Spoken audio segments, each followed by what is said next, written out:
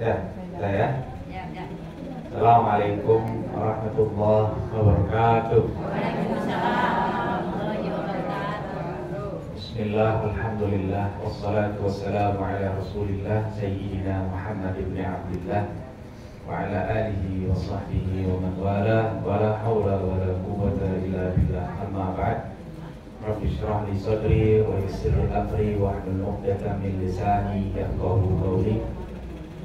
Subhanaka la ilma lana illa ma 'allamtana innaka antal alimul hakim. Wala haula wala quwwata illa billahil aliyyil azim. Allahumma arzuqna fahman nabiyyin wa hifdzal mursalin wa ilhamal malaikatil muqarrabin.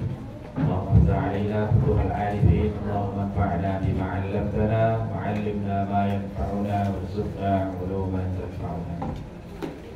Bapak, ibu-ibu sekalian yang dirahmati Allah, alhamdulillah kita bisa kumpul lagi di Majelis Ta'lim Al-Itqan, bisa berjumpa kembali setelah 1 tahun nggak jumpa. Iya, setahun ya. Terakhir kita jumpa tahun 1445 Hijriah. Sekarang udah 1446 Hijriah. 1 tahun kan? Benar tuh. Ini udah terasa ya. 1 tahun itu cepet ya. 1 tahun cepet apa lama? Tergantung. Kalau kata yang punya kontrakan 1 tahun lama. Tapi kata yang kontrak setahun cepet ya. Baru bayar kemarin, sekarang udah bayar lagi. Gitu ya. Alhamdulillah akhirnya kita bisa ketemu lagi di Majelis Ta'lim ini, karena kita akan membahas tentang berhijrah dan beradab, ya. Nah, momennya pas dengan tahun Hijriah, gitu. Jadi, saya mungkin tidak akan cerita banyak tentang sejarahnya, karena itu mungkin Bapak Ibu sudah sering mendengar juga, gitu ya. Ini gambarannya nih, gambaran sederhananya aja lah, ya, hijrah. Bagi Bapak Ibu yang udah pernah haji atau umroh juga mungkin lihatlah bagaimana perjalanan Mekah Madinah, gitu ya. Kita sekarang ini naik bis aja, ya, itu melihat masih padang pasir terhampar luas gitu, ya. Apa tuh naik kereta mungkin sekarang yang terbaru ada ya, lebih cepet. Jadi kita waktu lagi umroh tuh melihat dari Mekah Madinah itu, ya Allah, pasir gitu kan, nggak ada Indomaret di sana tuh, nggak ada rest area kayak kita di sini ya. Di sini di dalam tol ada rest areanya banyak, ya. Kalau di sana, masya Allah, pasir gitu. Nah, zaman dulu naiknya bukan naik kendaraan kayak kita sekarang, naik onta. Itu kalau bukan orang hebat nggak akan bisa tuh melalui jalan segitu. Panasnya, jauhnya, persediaan air juga nggak banyak, gitu ya. Kalau di kita sih air banyak. Nah kalau di sana, belum lagi kalau ada badai padang pasir, waduh, masya Allah, itu menunjukkan luar biasa ya. Nabi Muhammad itu benar-benar orang hebat itu. Dan para sahabat yang ikut hijrah juga itu orang-orang luar biasa. Ya, makanya kita ambil pelajaran lah dari peristiwa hijrah beliau itu. Baik, saya ingin memulai dengan satu ayat Al-Baqarah 218 ya. Innal ladzina amanu wal ladzina hajaru wajahadu fi sabilillah ulaika yarjuna rahmatullah wallahu ghafurur rahim. Ya. Di sini ada kaitan nih dengan beberapa hal ya. Ya, artinya sesungguhnya orang-orang yang beriman, orang-orang yang berhijrah dan berjihad di jalan Allah, maka itulah yang mengharapkan rahmat Allah. Dan Allah Maha Pengampun lagi Maha Penyayang. Kalian pertama disebut oleh Allah iman. Innal ladzina amanu, di iman dulu. Ya, landasan amal kita semuanya harus ada iman. Ya, kalau nggak ada imannya itu nggak ada gunanya semua amal gitu. Ya, setelah iman di sini perintahnya walladzina hajaru, orang-orang yang berhijrah. Ya, jadi hijrah itu adalah bukti keimanan kepada Allah Subhanahu wa taala dan Rasulnya. Karena hijrah itu berat pada masa itu. Ya, meninggalkan Mekah, meninggalkan kampung halaman sendiri yang dari kecil lahir di situ, keluarga di situ, harta semua di situ, harus ditinggalkan. Nah, itu nggak gampang, itu berat. Ya. Jadi hijrah itu kalau tidak dilandasi keimanan itu sangat berat. Ya. Wajahadu fi sabilillah, dan berjihad di jalan Allah. Nah, ini juga bagian dari jihad. Jadi hijrah itu memang butuh perjuangan. Ya, perjuangan bekalnya, perjalanannya, ya, belum lagi di jalan dibuntutin kalau kata kita, ya kan. Dalam sejarahnya kita lihat ada orang-orang yang coba mengikuti, menghalangi, ya. Jadi makanya sahabat Nabi suruh berangkat duluan tuh. Dia berangkat duluan. Nabi Muhammad belakangan, ya, barang Sayyidina Abu Bakar, ya, belakangan. Dan ngeri karena Nabi Muhammad aja dibuntutin kan, dikejar-kejar sampai akhirnya sembunyi dulu di Gua Thur, ya, sampai akhirnya berangkat lagi dan mengambil jalan yang tidak biasa. Jadi kalau kita lihat peta perjalanan hijrah itu, Nabi tidak mengambil jalan yang umum. Biasanya orang-orang dari Mekah ke Madinah itu ngambil jalur A, tracknya gitu ya, satu set. Nabi ngambil jalan yang berbeda. Ya, jadi itu salah satu kecerdasan Nabi begitu. Jadi itu memang butuh perjuangan, ya, tidak gampang. Kemudian dan mereka itulah yang mengharapkan rahmat Allah. Nah, jadi dengan iman, kemudian hijrah, kemudian jihad. Nah, apa harapannya? Ada rahmat Allah Subhanahu Wa Taala. Ya, jadi kalau kita pengen rahmat Allah Subhanahu Wa Taala, lihat tuh, iman, hijrah, jihad, itu satu paket tuh. Ya, di antara yang mendatangkan rahmat Allah Subhanahu Wa Taala itu adalah iman, hijrah, jihad, gitu kan? Wallahu ghafurur rahim, dan Allah Maha Pengampun lagi Maha Penyayang. Sekarang kalau dalam keadaan hari ini kita nih, ya, kita nggak hijrah nih dari Mekah ke Madinah, ya, bapak-bapak, ibu-ibu dari rumah berangkat kan? Ini kalau dasarnya bukan keimanan, ya, ini nggak mau ninggalin rumah nih. Ini kan hijrah juga meskipun sebentar nih, ya, dari rumah, ya. Ada yang dari Depok, ya kan, bapak-bapaknya ada yang dari Depok, ya. Ibu-ibu dari mana? Depok juga, Kalisari. Nah tuh, nih Elis tuh. Pondok Bambu, masya Allah tuh. Itu hijrah juga tuh, meskipun konteksnya sementara gitu, ya. Dan jihad, perjuangan tuh, naik kereta, naik motor, ya, naik mobil macet, mungkin ada apa gitu di jalan, itu ada perjuangan. Ngokos apa enggak? Ngokos. Kalau pakai motor ada bensinnya enggak? Nah, itu jihad itu. Itu kan semuanya satu paket tuh. Beriman, kita hijrah, ninggalin rumah nih, ya. Kalau seandainya nggak ada semangat hijrah, nggak ada semangat jualan, kan di rumah terbahagia hari ini, ya. Apalagi bapak-bapak yang bermain bola, tadi nonton bola tuh, Argentina lawan Kanada. Tahu aja Ustaz? Ya. Tahu nggak? Ya, tahu, boleh nggak? Boleh, ya. Ya, tadi tuh bola tuh Copa Amerika, ya. Enak nonton itu, males dan ngaji deh. Tapi berangkat juga tuh, ya, atas dasar keimanan, semangat hijrah, semangat juang. Nah, mudah-mudahan nih kumpulnya gitu juga mendapatkan rahmat dari Allah Subhanahu Wa Taala. Kan gitu tuh, ya. Jadi ayatnya nih ayat tentang hijrah pada masa Nabi. Tapi kalau kita mau mau kita kaitkan dengan kondisi hari ini, ya, ini juga bagian dari hijrah sebenarnya, gitu ya. Nah, insya Allah nanti kita akan lihat lagi, ya, bahasan berikutnya. Kemudian ada satu hadis, ya, maaf saya belum sempat terjemahin, tapi insya Allah ini hadisnya udah sering kita dengar lah, ya. Qala Rasulullah SAW, al-muslim man salimal muslimuna min lisanihi wa yadihi. Orang muslim itu adalah orang yang membuat orang muslim lain selamat dari gangguan lisan dan tangannya. Jadi itu orang muslim, ya. Bukti keislaman kita itu, ya, lidah kita jangan jahat ke orang, ya. Tangan juga jangan jahil, jangan suka nyakitin, kira-kira gitu deh, ya. Jadi lisan dijaga, tangan dijaga. Nah, kemudian wal muhajir, orang yang hijrah itu adalah man hajaro manahallahu anhu.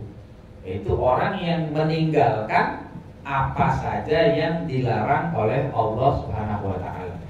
Nah, jadi hijrah itu kalau kita nih sekarang konteks hijrah hari ini, kita nggak bisa dibilang hijrah lagi ke Madinah. Andaikan ibu-ibu sekarang pindah rumah ke Madinah, nggak disebut hijrah lagi. Kenapa? Karena kata Nabi dalam hadis lain, la hijrata ba'dal fathi. Udah nggak ada hijrah lagi setelah Fathu Makkah. Setelah penaklukan kota Makkah nggak disebut hijrah. Ya, nah sekarang tapi hijrah ini masih ada nggak? Semangat hijrah masih ada. Dengan cara apa? Dengan cara kita meninggalkan apa saja yang dilarang oleh Allah Subhanahu wa taala. Itu muhajir juga namanya. Jadi namanya muhajir. Al-muhajir man hajara ma nahallahu anhu. Jadi yang disebut muhajir, kalau dulu muhajir min Makkah ilal Madinah. Dari Mekah ke Madinah. Sekarang ada orang Mekah nih, misalnya pindah tinggal ke Madinah, ya nggak disebut hijrah. Gitu, udah nggak ada lagi, nggak disebut hijrah, kamu udah jauh. Makanya sejak zaman Nabi itu, Fathu Makkah, ya penaklukan kota Makkah sudah selesai. Hijrah fisik dalam arti, gitu ya, sebagaimana yang Nabi lakukan dengan para sahabat. Nah, tapi makna hijrah itu sampai hari kiamat itu tetap ada. Kita ini hijrah meninggalkan yang dilarang oleh Allah Subhanahu wa taala. Dalam riwayat lain disebutnya wal muhajiru man hajara su. Dalam riwayat lain bunyi gitu. Orang yang hijrah itu adalah orang yang meninggalkan semua yang buruk. Pokoknya yang namanya buruk tinggalin. Itu juga hijrah gitu. Ya. Nah, jadi ini satu riwayat. Kemudian dari riwayat lain, ya, an Muawiyah radhiyallahu anhu qala Rasulullah sallallahu alaihi wasallam la tanqati'ul hijratu hatta tanqati'at taubatu. Tidak terhenti hijrah itu sampai terhenti taubat. Nah, ini maksudnya hijrah dari apa? Maksiat, kan taubat dari apa? Dari maksiat. Gitu ya. Wala tanqati'ut taubatu hatta tatlu asy-syamsu min maghribiha. Dan tidak berhenti taubat, tidak terhenti taubat sampai terbit matahari dari barat. Nah, tidak terhenti hijrah sampai terhenti taubat. Ya, tidak terhenti hijrah sampai terhenti taubat. Nah, sampai kapan taubat itu berhenti? Udah gak bisa ada lagi kesempatan taubat. Wala tanqati'ut taubatu, dan tidak terhenti taubat hatta tatlu asy-syamsu min maghribiha, sampai matahari terbit dari barat. Sekarang matahari terbitnya masih di mana? Timur. Masih bisa taubat nggak? Nah, berarti hijrah masih ada. Maknanya hijrah meninggalkan maksiat. Jadi nggak ada kata terlambat dalam taubat, gitu ya. Jangan nanti bilang, aduh saya kayaknya udah terlanjur, dosa saya udah terlalu banyak banget. Nah, kalau kata lagu dangdutnya gitu, terlanjur basah, gitu. Ya sudah, mandi sekali. Ustaz apa lagi katanya? Boleh nggak apa? Oh, ini buat dalil itu. Dalilnya tapi bukan dari Quran, liriknya aja kebetulan sama, gitu ya. Jadi jangan ada kata terlambat dalam taubat. Jangan mentang-mentang, aduh, saya dari muda udah berdosa banyak, kayaknya udah nggak ada kesempatan taubat. Enggak, terus taubat itu ada. Kecuali ketika matahari udah terbit dari, nah itu udah nggak ada pintu taubat, tertutup. Ketika itu udah nggak ada lagi hijrah. Artinya sampai sekarang orang-orang yang mau hijrah itu masih terus berlaku. Jadi orang-orang yang misalnya punya masa lalu kelam, dia nggak benar, dia maksiat, berumur dosa, atau bahkan dia kafir. Ada orang kafir dari lahir keluarga kafir, mudanya terus kafir. Begitu udah tua, dapat hidayah, dapat taufik dari Allah Subhanahu wa taala, masuk Islam, diterima apa enggak? Diterima. Kenapa? Matahari masih di timur, belum di barat. Jadi taubat itu akan terhenti kalau matahari terbit di barat. Makanya ibu-ibu bapak-bapak kalau pagi suka lihat kan matahari terbit di mana? Timur. Lihat coba, wah di timur alhamdulillah gitu ya. Jadi kalau masih terbitnya di timur masih aman. Kiamatnya masih lama insya Allah. Ya, jangan dengerin orang-orang yang ngeramal tuh kayak kemarin di orang India tuh. Itu tanggal 29 Juni kiamat katanya. Ya. Alhamdulillah nggak ada kiamat ya. Nggak ada, hari Sabtu kan. 29 Juni itu hari Sabtu kan kemarin ya. Kata orang India katanya akan kiamat tanggal 29 Juni. Itu pas tanggal 29 Juni itu hari perpisahan anak saya yang kecil. Itu kalau kiamat gimana? Gak jadi acara dong. Ya. Dari dulu tuh orang-orang kayak gitu ngeramal-ngeramal kiamat. Saya ingat dulu waktu SMA tahun 99, kelas 2 SMA, ingat tuh saya. Ada tuh seorang politisi dulu ngeramal, katanya tanggal 9 bulan 9 tahun 1999 bakal kiamat katanya. Saya ingat banget tuh dulu ada politisi ramal gitu. Begitu saya cek hari Kamis, ingat banget ya itu hari Kamis. Teman-teman saya nanya, gimana nih katanya kiamat ya? Orang kagak ngaji dengerin. Kiamat hari Jumat. Iya, orang kagak ngaji dengerin. Dia politisi ngaji di mana? Kita nggak pernah ada yang ngaji. Pahamnya juga agak-agak kejawen. Tuh orang ngaji kagak, ibadah belum tentu, duit belum tentu halal. Pakai ngomong-ngomong kiamat. Nabi Muhammad ditanya kapan kiamat nggak tahu. Orang sekarang pakai ngomong begitu kiamat, ya aneh bilang udah besok kita sekolah aja biasa. Hari Kamis, ya makanya enggak. Insya Allah, di sini hijrah itu masih terus berlaku maknanya, semangatnya. Makanya kita nggak apa, jangan putus asa. Andaikan kita punya dosa, andaikan kita punya salah, gitu ya, tetap aja hijrah. Maksudnya hijrah apa? Tobat, tinggalin tuh yang jelek-jelek. Gitu ya. Bapak Ibu punya dosa nggak? Angkat tangan yang nggak punya dosa. Wah. Iya ngomong juga nggak berani angkat tangan. Dosanya banyak. Jadi saya kan yang biasanya banyak ngomong tuh banyak dosa. Saya tukang ngomong mulu kerjaannya nih. Ngajar, ceramah. Biasanya banyak dosa. Kalau ibu-ibu mah nggak diem aja kan. Di sini masih liatin diem aja. Iyalah dia kalau ngomong juga saya nggak bisa ngomong. Ya. Udah deh katakan kita punya dosa nih, bapak-bapak punya dosa, saya punya dosa, ibu punya dosa, hijrah, tinggalin. Yang dulu-dulu misalnya kita punya dosa, tinggalin, sekarang balik. Udah, tinggalin. Sampai kiamat, jangan pakai bilang, ya udah tua percuma tobat juga nggak diterima. Nggak ada cerita begitu. Sampai kiamat masih berlaku. Ya selama matahari masih terbit di timur. Satu riwayat lain, taubat itu masih diterima sebelum napas di tenggorokan, ya. Innallaha yaqbalu taubatal 'abdi ma lam yughargir. Jadi Allah masih menerima taubat hamba selama napasnya belum di sini nih. Kalau udah di sini dia nah itu udah susah deh tuh. Kayak Fir'aun modelnya itu, gitu ya. Udah nggak bisa. Jadi nggak diterima lagi tuh. Kita lihat nanti dari beberapa riwayat, saya akan simpulkan. Ketiga, ada hadis yang terkenal, ya.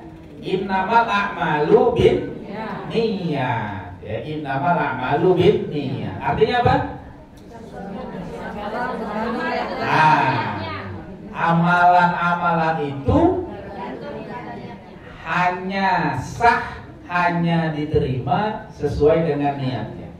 Saya suka perbaiki terjemahannya. Kadang-kadang terjemahannya di kitab-kitab, di buku-buku terjemahan itu innamal a'malu binniyat, sesungguhnya gitu ya.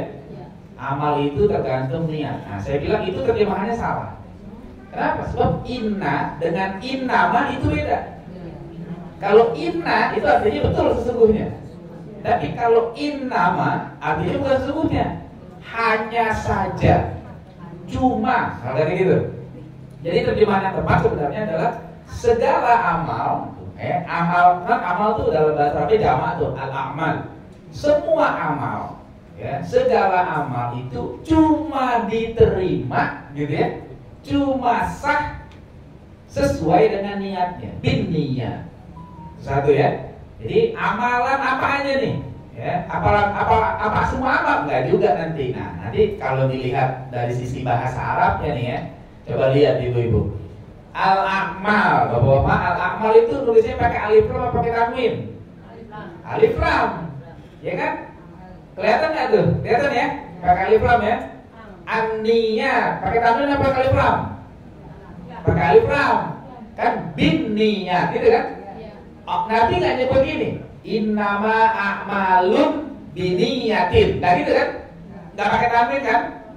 Pakai alif lam. Innamal a'malu bin niyat. Dua-duanya pakai alif lam. Al-a'mal pakai alif lam, an-niyat pakai alif lam. Ini bukan sembarangan ngomong ini. Kalau pakai analisis bahasa, kata dalam bahasa Arab kalau pakai alif lam itu maknanya tertentu. Kalau pakai tanwin maknanya umum, bebas. Jadi maksudnya apa? Dari hadis ini Nabi ngomongnya pakai alif lam. Innamal a'malu binniyat, maksudnya semua amal apa semua amal? Enggak semua amal. Loh, kok bisa gitu? Yang dimaksud adalah al-a'mal al-masyru'iyah. Amal-amal yang disyariatkan. Itu saja. Jadi tidak semua amal. Yang dimaksud dengan amal dalam hadis ini adalah al-a'mal al-masyru'iyah. Amal-amal yang disyariatkan. Maksud disyariatkan itu apa? Amal itu adalah hanya amal yang wajib, amal yang sunnah, atau amal yang mubah. Itu yang disyariatkan. Kalau amal yang haram, itu nggak dihitung. Jadi kalau perbuatan yang haram, perbuatan yang salah, nggak dianggap dalam hadis ini. Kenapa? Contoh misalnya, korupsi amal atau bukan? Amal. Disyariatkan apa enggak? Enggak, haram. Perlu pakai niat enggak?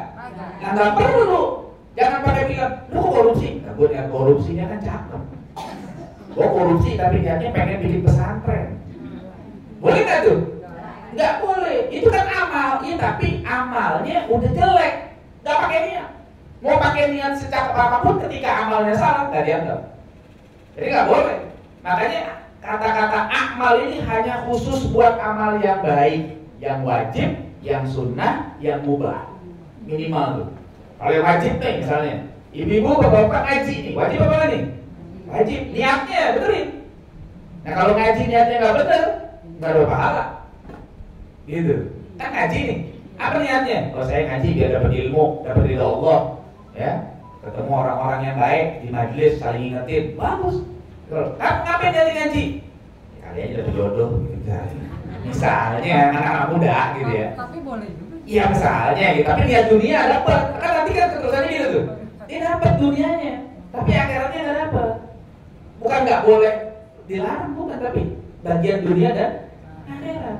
Ngapain? Ah gitu. Terlihat makanya niatnya yang benar nih. Itu amalan yang wajib. Amalan yang sunnah apa misalnya? Silakan aja cari amal yang sunnah. Puasa sunnah, ya. Terus apalah sedekah sunnah. Niatnya ngapain? Kalau niatnya baik, dapat pahala. Kalau enggak, ya dapat. Kalau niatnya dunia, ya dapat dunia, ya dapat. Makanya nanti kan hadis ini kan berkaitan dengan hijrah. Ada yang hijrahnya karena apa? Karena perempuan. Karena perempuan. Karena dunia, karena perempuan. Dapat nggak perempuannya? Dapat. Dapat tuh sahabat tuh. Sampai dikenal sebagai muhajir Ummi Qais. Ya, orang yang hijrah karena si Ummi Qais. Dapat. Tapi di akhir dapat pahala nggak? Ya nggak dapat. Gitu ya. Nah jadi amal itu tergantung niat. Sahnya amal hanya diterima sesuai dengan niat. Amal yang baik. Sekarang yang mubah misalnya makan.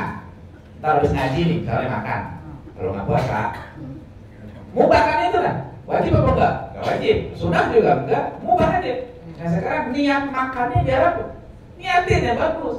Nah saya makan biar kagak lemes beribadah. Dan pahala tuh diterima. Tapi kalau niatnya ngenyang-ngenyangin badan doang, ya kenyang. Hasil maksud. Tapi nggak dapat pahala. Makanya niatin itu semua amal-amal yang bagus. Ya. Jadi kalimat akmal Nabi menyampaikannya dengan kalimat dipakai alif lam itu maknanya nggak semua amal. Jadi kalau amal-amal yang dosa nggak dihitung.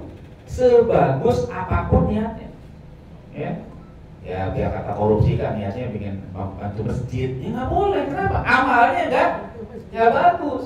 Jadi kalau udah amal yang tercela, amal yang diharapkan Allah, udah nggak perlu niat lagi.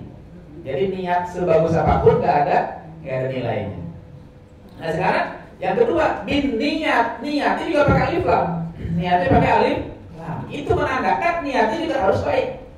Gitu ya. Kalau niatnya nggak bagus, nggak benar, ya nggak diterima juga. Amalnya benar, ya. Ngaji itu bagus, amal soleh. Jadi kalau niatnya nggak benar, ya nggak ada pahala. Ya, niatnya supaya dianggap hebat.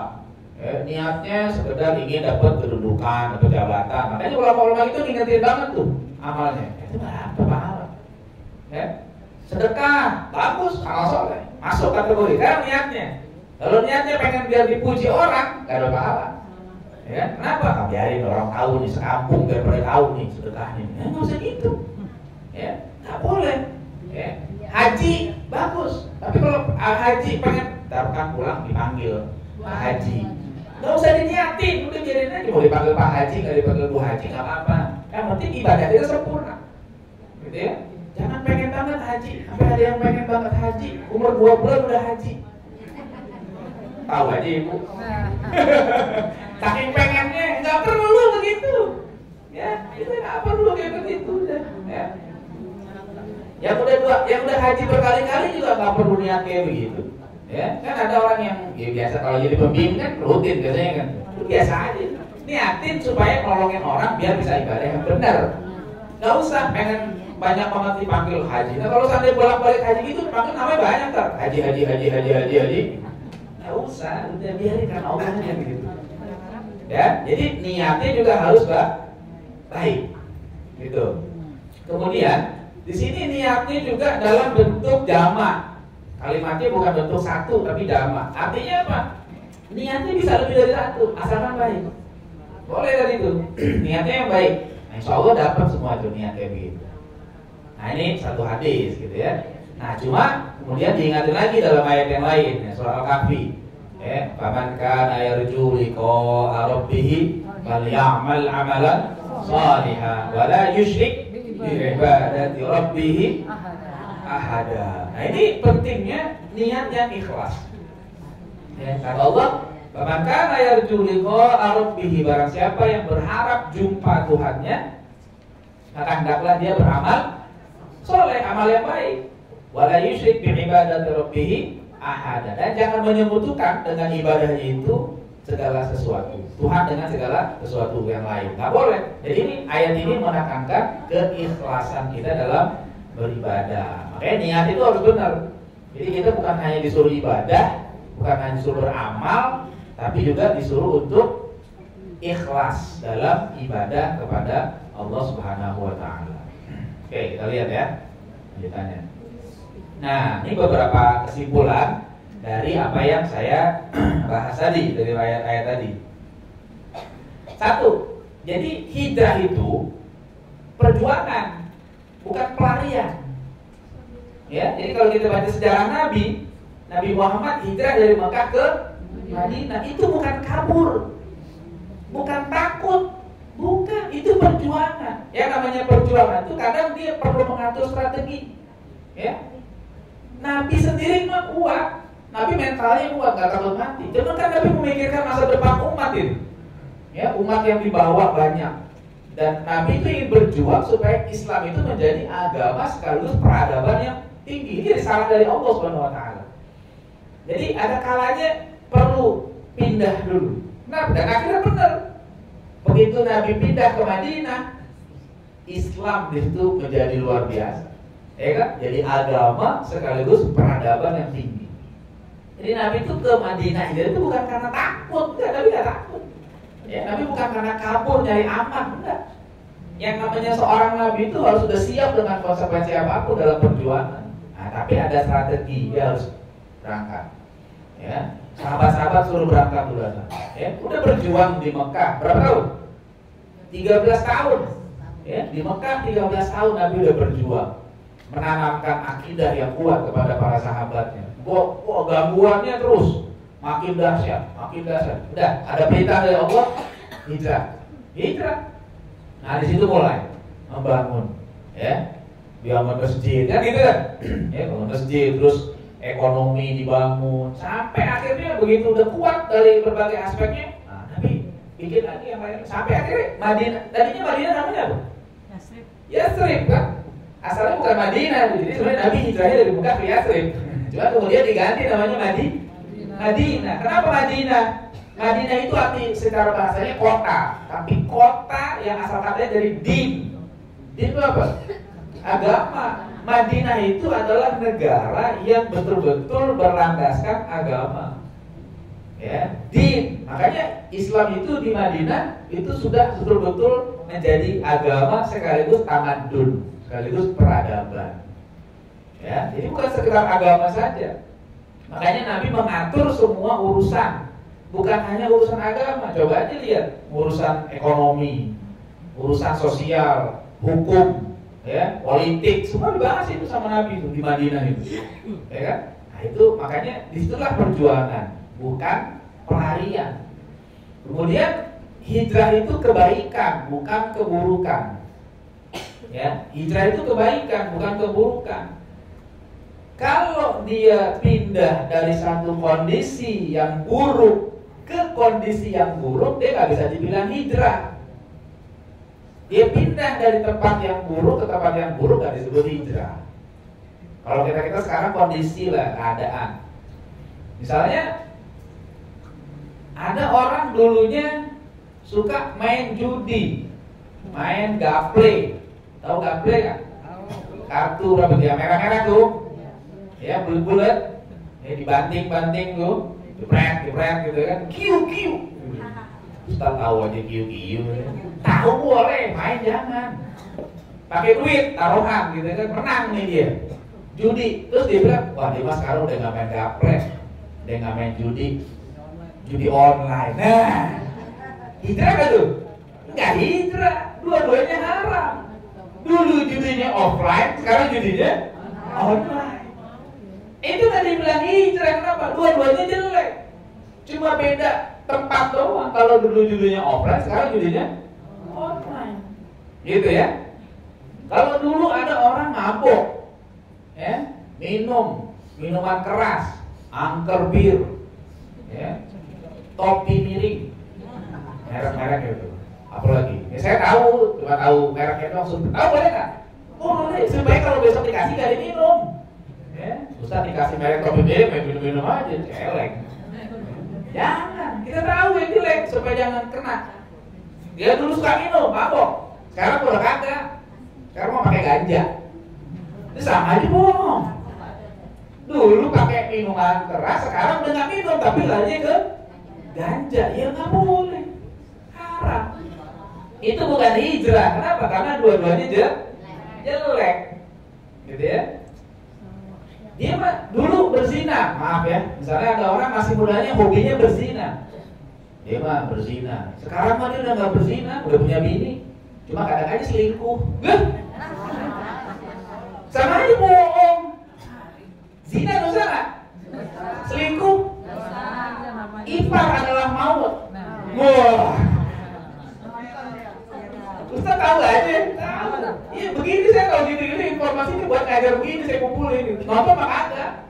Ya, cuma kan lagi rame tuh film katanya di bioskop, ipar adalah maut. Emang ada hadisnya kan? Nabi bilang al-hama al-maut. Makanya hati-hati itu. Ya, bahaya tuh. Ya, dosa kayak begitu. Nah itu nggak bisa dibilang hijrah. Kenapa? Karena dua-duanya jelek. Nah makanya hijrah itu dari yang nggak benar ke yang benar. Boleh tuh dikata hijrah tuh. Kalau bahasa Al-Quran disebutnya minaz zulumati ilan nur. Kira-kira gitu. Dari gelap gulita yang berlapis-lapis ke cahaya. Coba lihat kalimat Quran cakep banget. Zulumat itu kalimatnya jamak. Jadi kegelapan itu berlapis-lapis. Tapi ketika dia hijrah meninggalkan nur saja, satu cahaya cukup menghapuskan semua kegelapan. Bahasa Quran begitu. Jadi nggak perlu banyak. Satu cahaya udah menghapuskan berbagai kegelapan. Allah nggak bilang minal zulumat ilal anwar. Mestinya begitu tuh. Kalau pakai bahasa doang gitu ya. Anwar itu jamak. Tapi Allah bilang minal zulumati ilan nur. Jadi satu cahaya cukup untuk menghapuskan semua dosa yang pernah kita lakukan di masa-masa kegelapan. Itu namanya hijrah. Jadi kalau nggak begitu nggak disebut hijrah. Ya. Kemudian hijrah itu terus berlaku dan tidak berhenti pada masa Nabi. Maknanya maksudnya tadi ya. Kalau secara fisik udah selesai ketika Fathu Makkah. Tapi tadi makanya dia kita hijrahnya sekarang berarti meninggalkan yang buruk. Itu berlaku sampai akhir kiamat. Jadi nggak ada berhenti. Jadi yang namanya hijrah itu kita harus berjuang meninggalkan yang nggak benar, yang buruk, yang mengandung dosa, yang haram. Itu hijrah kita hari ini. Jadi kalau kira-kira ada maksiat, tinggalin. Ada yang ngajak berbuat dosa, tinggalin. Itu hijrah. Ya. Jadi tinggalin. Cari lingkungan yang baik. Gitu. Jadi kalau kita dulu punya, kalau anak sekarang bilang apa? Circle. Ya, circle-nya circle yang nggak benar, tinggalin. Cari circle yang baik. Ya, supaya hijrah. Maknanya kayak begitu. Ya. Tapi kalau hijrah secara fisik kayak dulu enggak. Tapi makna hijrah itu terus. Nah kemudian tadi hijrah itu perpaduan niat dan amal, bukan perceraian keduanya. Jadi kalau udah ngomong hijrah itu dua-duanya harus ada. Niatnya baik, amal juga baik. Nggak boleh dipisahin tuh. Niat sama amal itu kayak dua sisi mata uang. Kalau cuma satu nggak laku. Ya, makanya niatnya harus baik, amal juga harus baik. Kayak tadi, kalau seandainya satu aja nggak baik, nggak diterima. Amal baik, niat nggak baik, nggak diterima. Ya, niat baik, amal nggak baik, nggak diterima. Gitu ya, nggak bisa. Kadang-kadang ada orang apa? Niatnya baik, tapi amalnya nggak baik. Itu kalau kata ulama kayak orang nyuci tapi pakai air kencing. Ya kan? Kalau orang yang nggak tahu kan nggak benar lagi ngapain ente? Lagi nyuci, cakep tuh. Cakep, tapi nggak tahu ini nyucinya pakai air kencing. Jadi suci apa enggak? Malah tambah najis. Begitu gambaran orang yang misalnya tadi sedekah tapi pakai duit haram. Niatnya bagus, pengen bangun masjid, pengen bangun pesantren, ya pengen apa? Pengen nolongin fakir miskin sedekah, tapi duitnya duit korupsi. Itu sama aja tuh, nyuci tapi pakai air kencing. Nggak ada diterima. Ya, sedekahnya nggak diterima, hajinya nggak diterima, umrohnya nggak diterima, bikin pesantrennya nggak diterima, udah nggak ada manfaatnya tuh. Ya, kalau orang niatnya baik tapi amalnya nggak baik. Itu juga amalnya baik tapi niatnya nggak baik, nggak boleh. Jadi niatnya harus baik. Nah itu gambaran dari beberapa riwayat tadi saya simpulkan kurang lebihnya seperti ini. Nah, gerakan hijrah yang dijalani Nabi dan sahabat. Nah, ini saya gambarin sih. Pertama, misalnya dari sisi keyakinan, ya. Dari sisi keyakinan, Nabi itu membuat sahabat hijrah dari syirik menuju tauhid, ya kan? Dulu sebelum Nabi Muhammad diutus di Jazirah Arab itu banyak berhala. Gitu. Di Mekah itu, di Ka'bah ada berapa ratus berhala tuh? 360 berhala. Kurang lebihnya segitu. Banyak tuh. Namanya banyak, ada Lata, Uzza, Hubal, Manat, macam-macam deh tuh, banyak tuh. Banyak banget. Waktu sebelum Nabi Muhammad diutus, orang Arab percaya nggak sama Allah? Percaya. Tapi percaya juga dengan yang lain. Itu namanya syirik. Jadi bagi masyarakat Arab jahiliyah, Allah itu satu di antara Tuhan-Tuhan yang ada. Itu namanya syirik. Gitu ya. Satu. Jadi salah satunya Allah. Jadi ada Tuhan-Tuhan yang lain. Tuhan ini, Tuhan itu, Tuhan itu. Itu syirik dulu. Sebelum diutus Nabi Muhammad SAW. Ya, masyarakat Arab begitu. Nyembah patung. Ya, ada yang dibikin dari kayu, ada yang dibikin dari apa? Roti, ada yang miskin itu. Ya, roti. Begitu udah kelar nyembah capek. Rotinya dimakan. Jadi tadi sembah-sembah tuh Tuhan. Begitu udah kelar sembah, maaf ya Tuhan, lapar nih gitu. Dimakan tuh Tuhan. Ya. Itu tuh, makanya disebut jahiliyah begitu. Syirik. Ya, dari syirik menuju Tuhan kita satu. Begitu Nabi Muhammad diutus, disampaikan ajaran yang benar, Tuhan cuma satu. Gak ada Tuhan selain Allah. Gak boleh syirik. Itu dari syirik menuju tauhid. Nah, tauhid itu Bapak Ibu sekalian beda dengan monoteisme. Kalau sekarang orang-orang suka bilang agama monoteisme. Enggak. Islam bukan agama monoteisme. Islam agama tauhid. Kok beda? Karena ada orang yang percaya satu Tuhan, tapi bukan Allah, gak disebut tauhid. Ya, dari zaman dulu, zaman Yunani kuno. Kalau Bapak Ibu belajar filsafat, ya, saya belajar filsafat, ya, nggak haram insya Allah belajar filsafat. Kalau belajar sama saya nggak haram. Kalau belajar filsafat ada sejarah filsafat. Filsafat Yunani itu dibagi, ada filsafat Yunani klasik sebelum masa Sokrates.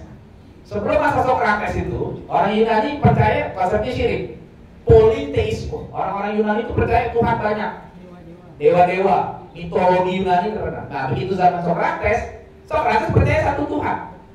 Makanya Sokrates mati, dibunuh, di penjara, diracun, karena menentang konsep ketuhanan yang sudah berakar lama di Yunani. Sokrates tuh dibunuh. Karena orang-orang selama ini percaya banyak dewa, Sokrates bilang satu dewa. Tapi masalahnya Sokrates nggak bisa dibilang bertauhid. Kenapa? Tuhan Sokrates nggak jelas. Ketika ditanya konsep Tuhan ini, dia juga nggak bisa menjelaskan. Kenapa? Tuhan Sokrates ada pada akalnya dia. Tuh konsepnya tuh. Dan itu berlanjut pada masa berikutnya, Plato, Aristoteles. Begitu juga konsep Tuhannya beda. Jadi meskipun dia percaya satu Tuhan, dia nggak dibilang bertauhid. Dan Sokrates, Plato, Aristoteles nggak dibilang nabi.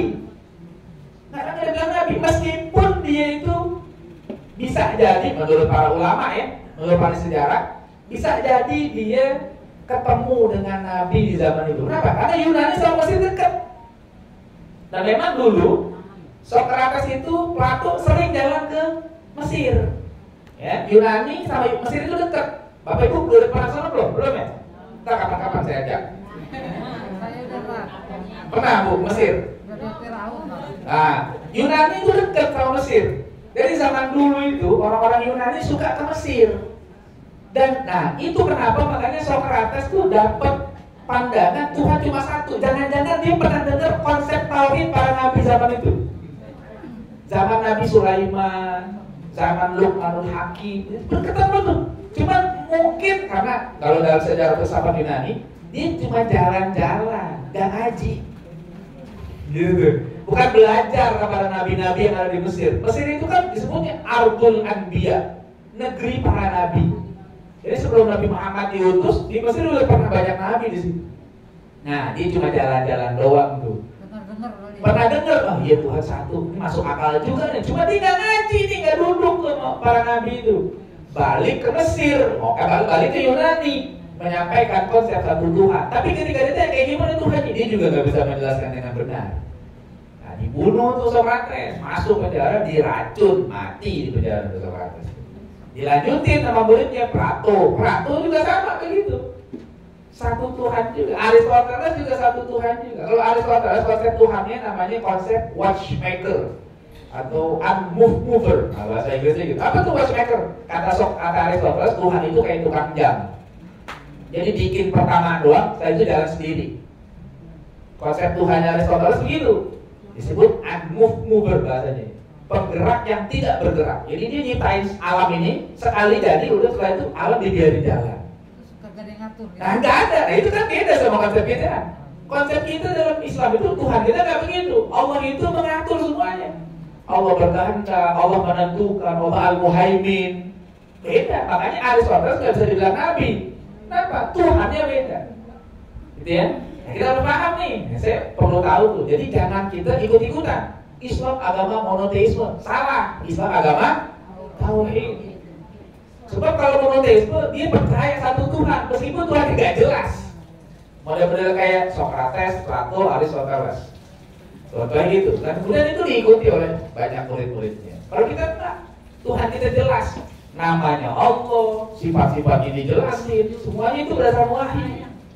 Ya, jadi kalau seandainya hari ini pun ada orang yang mengaku Tuhannya satu tapi bukan Allah, dia nggak bisa dibilang bertauhid. Misalnya ada orang yang percaya, misalnya kayak sebagian orang Jepang misalnya, dia nyembah matahari, ya misalnya gitu ya. Nah itu monoteisme katakanlah, dia percaya dia punya kekuatan, tapi dia nggak bisa dibilang tauhid karena Tuhannya bukan Allah. Gitu ya. Makanya kalau Nabi Muhammad itu mengubah masyarakat yang tadinya syirik menjadi tauhid. Ditinggal. Dan ini risalah semua nabi. Semua nabi nggak ada yang mengajarkan apa? Syirik. Termasuk Nabi Isa. Nabi Isa tuh nggak pernah ngajarin umatnya nyembah dirinya, nggak pernah. Jadi risalah semua nabi dari Nabi Adam sampai Nabi Muhammad semua mengajarkan tauhid. Yang beda hanya pada tataran syariatnya. Mungkin ada beda. Kok bisa? Ya karena beda zaman, beda syariat.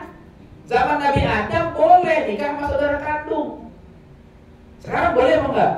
Ya nggak boleh. Ya, dulu Nabi Adam mau besaran sama siapa? Belum ada orang. Ya kan begitu. Makanya diseling, ya nggak? Yang kembar nggak boleh nikah sama kembarannya. Seling, gitu tuh, disilang. Itu syariat zaman dulu. Nah kalau sekarang udah nggak berlaku, tuh terhapus syariatnya gitu, nggak boleh. Saudara kandung nggak boleh nikah, cari orang lain. Itu syariatnya beda, itu nggak masalah. Nah, Tuhannya sama, tetap Allah Subhanahu Wa Taala. Ya, zaman Nabi dulu, Nabi Musa, Nabi sebelum Nabi Muhammad ya. Kalau orang berbuat dosa, taubatnya itu mati, bunuh diri itu. Fatubu ila bariikum faqtulu anfusakum. Tuh, bertobatlah kamu kepada Tuhanmu, bunuhlah diri kamu. Tuh, kalau ditafsir disebutin, kalau tafsir Quran disebutin cara bunuh dirinya gini. Ini orang yang nggak berdosa, ini orang yang berdosa misalnya. Terus Allah kirimin awan gelap sampai akhirnya nggak lihat sama sekali itu. Nah, yang nggak berdosa ini megang pedang untuk membunuh saudaranya yang berdosa tadi. Supaya karena kan melihat gak tega kadang-kadang gitu, akhirnya dikasih awan gelap, benar-benar gelap, langsung dibunuh, mati, diterima tobatnya.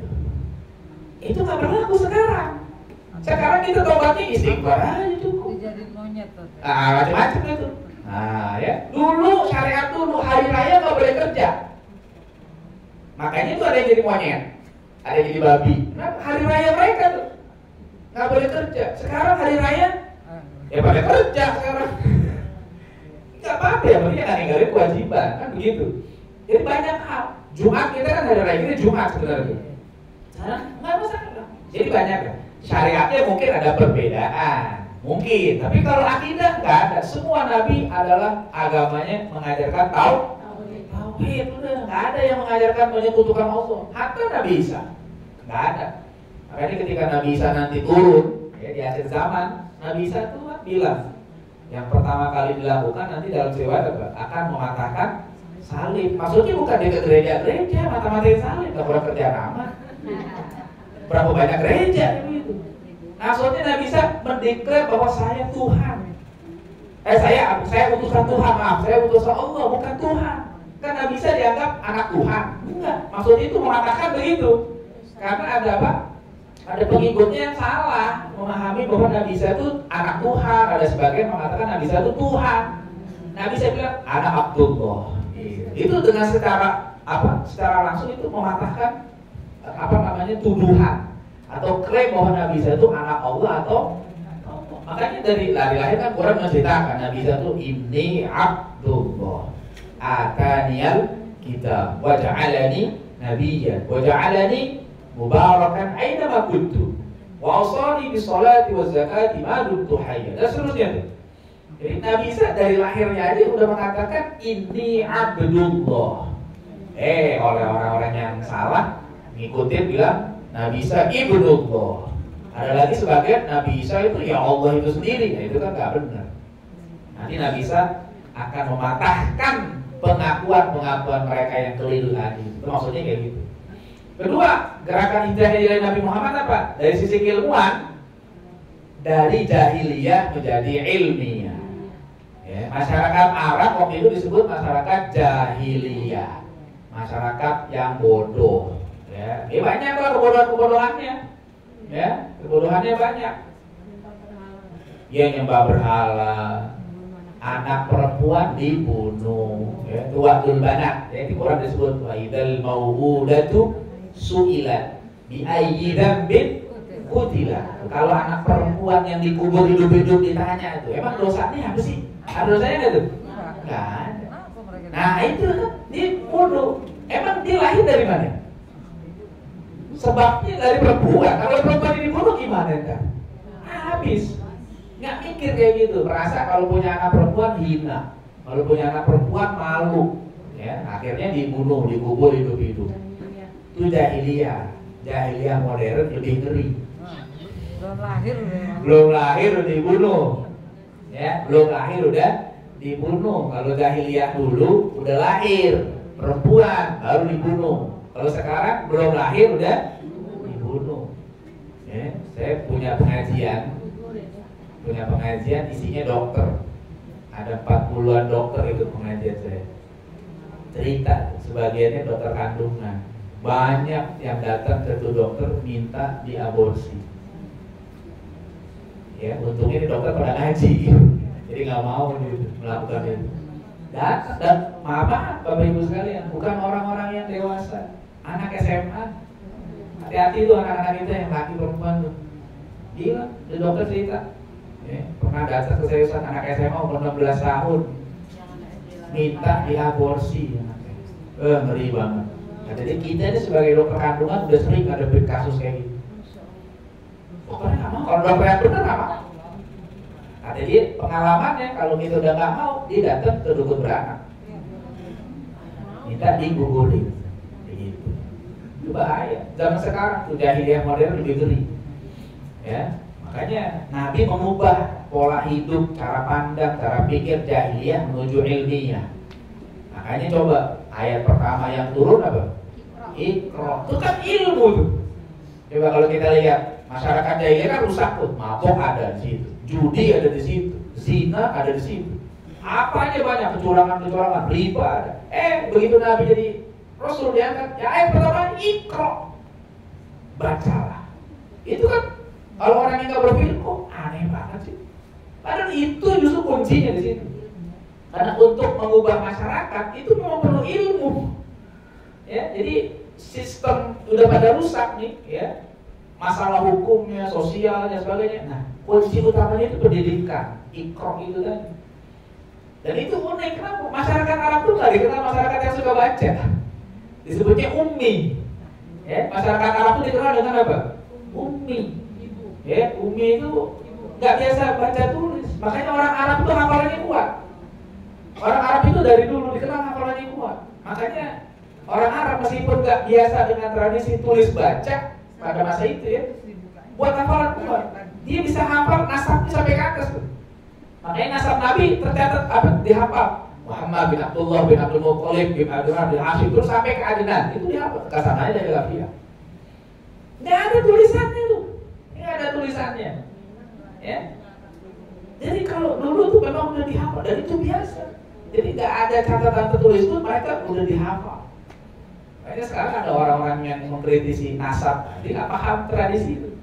Ya, dibilang nasab para habaib itu putus katanya, karena nggak ada sumber sezaman. Nah, dia nggak paham sejarah, nggak paham masyarakat Arab itu sudah punya hafalan yang sangat kuat dalam menjaga nasab mereka. Ya, sampai hari ini terjaga. Nasab yang paling terjamin itu nasabnya Ba'alawi. Tapi ada orang yang nggak paham nasab, ngomong nasab. Kenapa? Karena sentimen. Ya, karena pengen jadi pejabat dari dukung.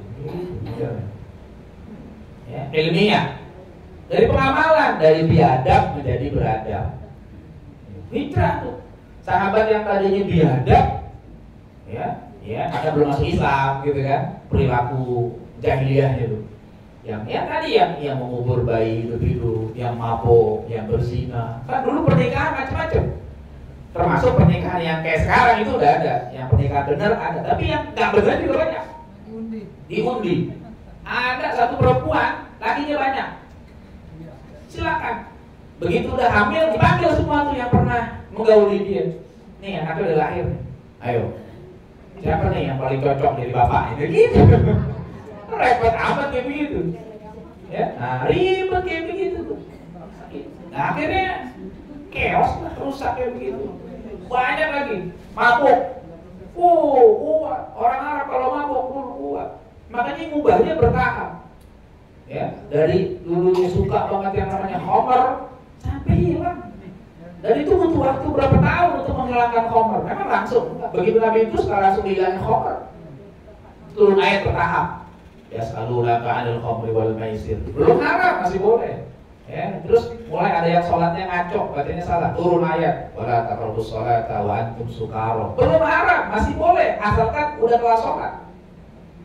Baru setelah ada peristiwa Abdurrahman bin Auf bikin pesta, bikin walimah, di situ ada khamar dan ribut, hampir perang saudara antara Muhajirin dan Ansar, baru turun ayat tuh innamal khamru wal ansab wal azlam innamal khamru wal maisir wal ansab wal azlam rijsun min amali syaitan fajtanibuhu. Itu baru haram secara mutlak. Ini butuh waktu proses. Nah, udah darah daging, khamar, Nabi berhasil untuk mengubah itu semua. Dari yang tadinya biadab menjadi beradab. Ya, makanya ini adalah bukti tingginya peradaban di masa Nabi. Kenapa? Hasilnya itu yang luar biasa. Hasil peradaban itu bukan pada bangunannya, bukan pada teknologinya, tapi pada manusianya. Makanya kalau ditanya peradaban Islam paling tinggi itu adanya kapan? Pada zaman Nabi, pada zaman sahabat. Ya, kenapa? Karena sampai sekarang belum ada manusia-manusia yang adabnya mengungguli sahabat Nabi. Iya, khairun nas qarni tsummal ladina yalunhum tsummal ladina yalunhum. Kalau soal keilmuan, misalnya dia kalau di buku-buku sejarah dia kadang-kadang ada orang mengatakan puncak peradaban Islam itu ada pada masa dinasti Abbasiyah. Katanya gitu. Kenapa? Karena keilmuan maju pada saat itu. Iya, kalau secara keilmuan sekarang orang-orang barat udah mengungguli kita keilmuannya. Tapi masalah adab, orang barat masih jauh sama kita sampai hari ini, gak pernah terkejar. Makanya generasi sahabat langsung dapat stempel dari Allah Subhanahu wa taala. Radhiyallahu anhum. Udah selesai itu. Waradu anhu. Allah udah ridho sama mereka. Kalau kita ini belajar beramal masih nyari ridho. Kalau sahabat udah nggak pakai nyari, Allah yang bilang radhiyallahu anhu. Udah Allah udah ridho semua sama sahabat. Udah dijamin. Makanya kalau orang belajar hadis kan suka meneliti rijalul hadisnya tuh. Si fulan sahih apa enggak nih, istiqah apa enggak nih. Itu yang diteliti itu selain sahabat. Kalau sahabatnya enggak diteliti. Enggak pakai ditanya ini sahabat istiqah apa enggak. Enggak udah. Kenapa? Kullu sahabati udul kata ulama. Semua sahabat adil. Kenapa? Allah yang bilang ridho sama mereka. Udah enggak mungkin ada salahnya dalam meriwayatkan hadis. Hadis 1, 2 Umar ya tapi. Kenapa? Hadis 1 niat hadis Jibril udah Umar kan, makanya nggak usah walaupun hadis ahad ya. Iya, satu itu. Tapi kan kalau masalah kesohihannya itu semuanya dicek. Abu Umar ngeriwayatin ke siapa yang terima hadis ahad satu, tapi masalahnya semuanya sikoh ya sahih gitu. Tapi Umarnya nggak perlu dicek. Kenapa? Karena Umarnya udah bukan cuma dapat radhiyallahu anhu, dia masuk yang jaminan surga langsung. Ya, oke, sahabat udah selesai itu. Itu generasi hebat Nabi, nggak ada yang apa namanya yang nggak dapat ridho Allah Subhanahu Wa Taala. Oke, nah, sekarang hijrah kita nih, ya. Ini sebenarnya saya ambil dari satu riwayat yang disebutkan oleh Imam Al-Ghazali. Ya, Imam Al-Ghazali nyebutin satu riwayat, ya. La tajlisu inda kulli alimin illa alimin yad'ukum min khamsin ila khamsin. Kata dalam riwayat gitu. Jangan kamu duduk bersama ahli ilmu kecuali yang mengajakmu pindah, hijrah dari 5 keadaan menuju 5 keadaan yang lain. Nah, ini buat kita semua nih hijrahnya nih. Kita kan lagi ngaji konteksnya gitu ya. Kalau ngaji itu hijrah nih kita dari ragu biar jadi yakin.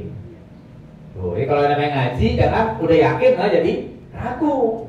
Kita udah yakin, ragu, jelek. Sekarang dulu kita ragu. Nah, ngaji, belajar jadi yakin.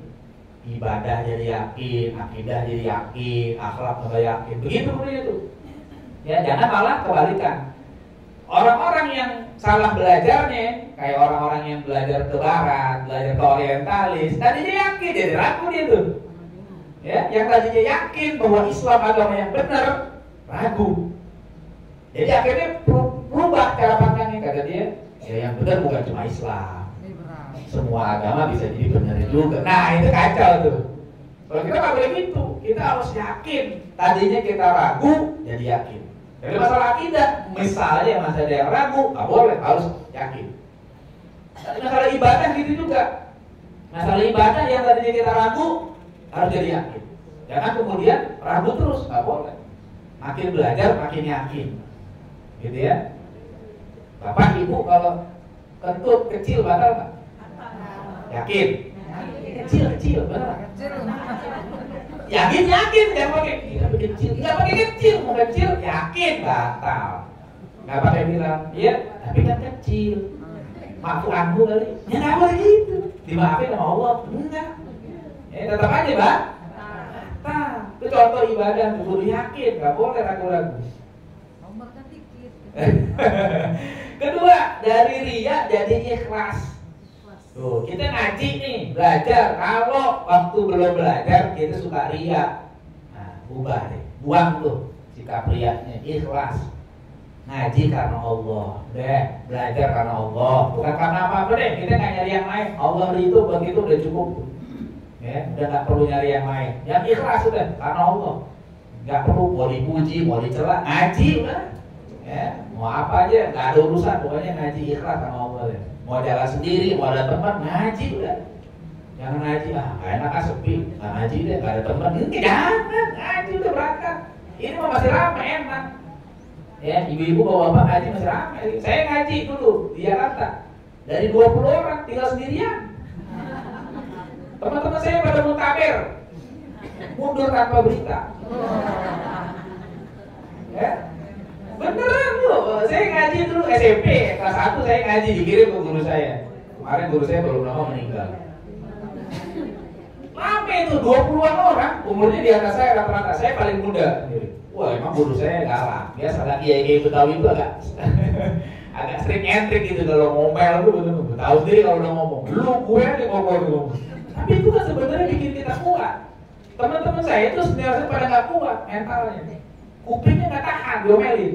Saya biasa aja diomelin, apa ketawa. Maksudnya nggak ambil pusing lah, namanya guru. Saya pikir gitu kan, ya orang tua kita lah marah besok juga baik lagi. Itu aja saya sendiri, ngaji bertahun-tahun sendiri ya. Sampai guru saya itu nanya, nggak punya teman? Itu aja. Saya bilang kalau main bola banyak Ustaz teman saya. Kalau ngaji lain lagi ceritanya. Akhirnya saya bertahun-tahun ngaji sendirian aja, sendiri tiap ngaji, dia kayak privat. Ngaji saya banyak ngatamin kita, puluhan kita ke guru saya sendirian aja. Karena kalau lagi capek ngaji, ya udah kan ngaji mijit. Itu hebatnya itu, mijit aja. Sambil mijit dia ngomong, guru saya ngomong cerita begini, ntar ditanya, coba ulangin, gitu. Ngajinya udah tuh. Jadi ngajinya bab mijit. Loh, emang tuh bukan ilmu, itu ilmu tuh. Saya mijitin kaki, tadi ngomong, nih Allah berfirman gini, ini dari tafsir begini, ini hadis gini, coba ulangin. Sambil mijit ulang. Gak buka kita, begitu bertahun-tahun. Jangan sampai kemarin guru saya Allah ya baru meninggal belum sampai 40 hari. 29 tahun saya ngaji sama beliau. Baru berhenti sendiri. Gurunya mau ngajar? Gak mau. Guru saya gak pernah guru saya pesan. Saya dipesan sama guru saya. Ente ntar jadi guru. Biar kata guru cuma satu, jangan berhenti jadi guru. Itu kata guru saya. Kenapa? Biar cuma satu. Kalau ente ajarin bener, ini satu orang akan bawa manfaat banyak buat orang lain. Itu kata guru saya.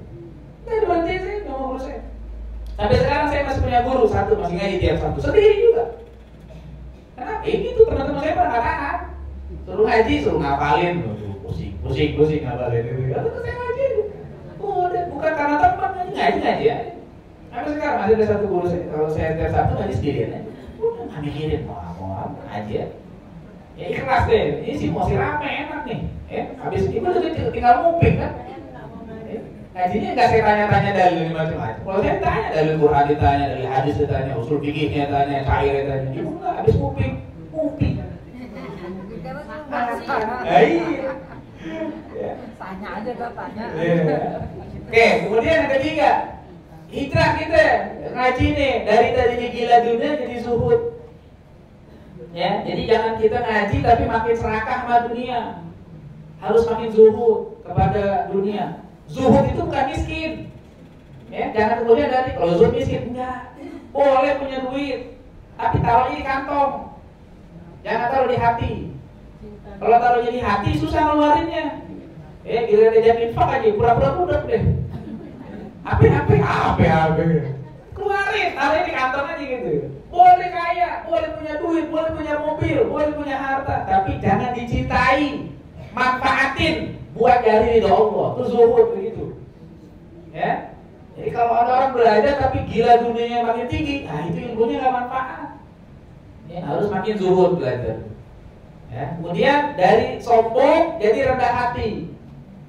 Ya, Bapak Ibu kalau belajar kita tuh, misalnya sebelum belajar kita, kayak udah bisa gitu. Pas belajar jangan. Makin kalau orang dulu bilang ilmu apa? Ya? Ilmu padi. Makin berisi makin. Bukan berarti apa ya?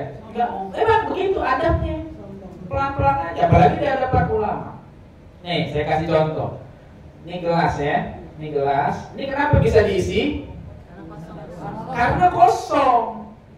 Karena kosong, asalnya kosong. Baru saya isi tadi ini. Kalau seandainya ini udah gelas penuh, diisi, luber.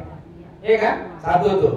Gitu juga ketika kita kalau ngaji, ya, belajar depan guru, kita merasa penuh, itu ilmu pasti keluar lagi. Gak bakal menerima lah, karena kita merasa udah penuh. Jadi gak bakalan masuk begitu.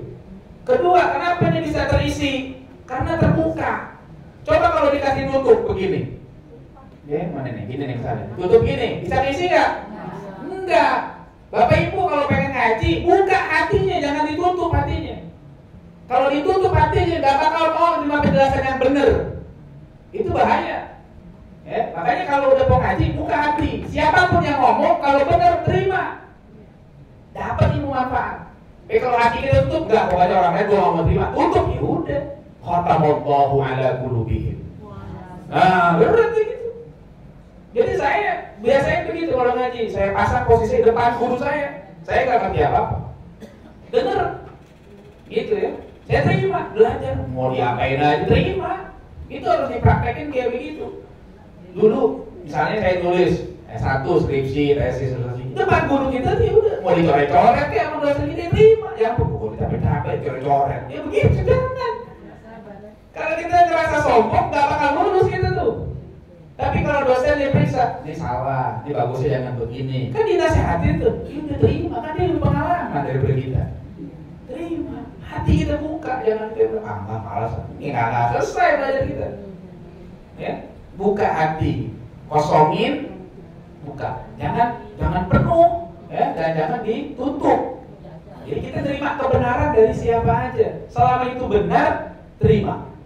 Ya, jadi hatinya harus rendah hati begitu. Kenapa bisa merasa penuh dan tertutup? Kenapa? Ya mungkin dia pernah punya maklumat sebelumnya, dia pernah tahu, pernah baca sendiri. Apalagi zaman sekarang informasi membludak, ya bisa buka Google, bisa apa, dia ngerasa udah tahu. Jadi ketika dia datang ke hadapan gurunya, dia ngerasa udah punya sesuatu, sehingga lebih senang membantah, lebih senang berbeda pandangan. Padahal harusnya kayak gitu. Ketika belajar tuh harus pasang diri benar-benar kosong. Itu dia merasa udah lebih benar. Nah bisa jadi begitu. Jangankan merasa lebih benar, merasa setara aja nggak boleh sebetulnya. Apalagi merasa lebih gitu kan. Nggak akan manfaat. Orang kalau belajar merasa lebih paham daripada yang mengajar itu. Ya, makanya Nabi Musa ketika ngaji sama Nabi Khidir itu, dia pasang dirinya itu dengan kosong. Coba kalimatnya itu, hal attabi'uka ala an tu'allimani mimma 'ullimta rusyda. Dalam surah Kahfi kan gitu sebetulnya. Itu permohonan Nabi Musa dari apa yang ngaji sama Nabi Khidir. Ya, hal attabi'uka ala an tu'allimani mimma 'ullimta rusyda. Itu kalau Bapak Ibu baca kitab tafsir Fakhrul Ar-Razi, ya, ada tebal kitabnya segini. Saya punya di rumah 12 jilid. Itu satu ayat pendek itu, kata Imam Fakhrul Ar-Razi dalam tafsirnya, itu ada 12 adab. 12 adab dari satu kata pendek itu doang. Al-attabi'uka ala an tu'allimani mimma 'ullimta rusyda, dibahas sama beliau sampai masuk 12 adab. Adab belajar, tapi gitu. Nabi Musa nabi coba, siapa yang lebih pintar dari itu? Tapi di hadapan Nabi dia merasa, ya saya pengen siap menerima apa saja. Sampai begitu, jadi nggak sombong. Ya. Nah yang kelima, hijrah kita dari perpecahan menuju persaudaraan. Itu belajar begitu. Ya, jadi jangan kita belajar makin pecah. Ya. Nabi hijrah dari Mekah ke Madinah itu dipersaudarakan tuh, muhajirin sama Ansor, ya kan? Di persaudaraan kan masing-masing satu. Dia sama dia, satu muhajirin, satu ansor, satu muhajirin, gitu kan? Tuh kalau dakwah ikut cara Nabi begitu. Tuh hijrah yang benar. Yang tadinya berpisah, berpecah jadi satu, jadi saudara. Ukhuwahnya dijaga. Nah kalau seandainya ngaji yang tadinya satu, saudara jadi pecah, itu ada yang perlu diperbaiki.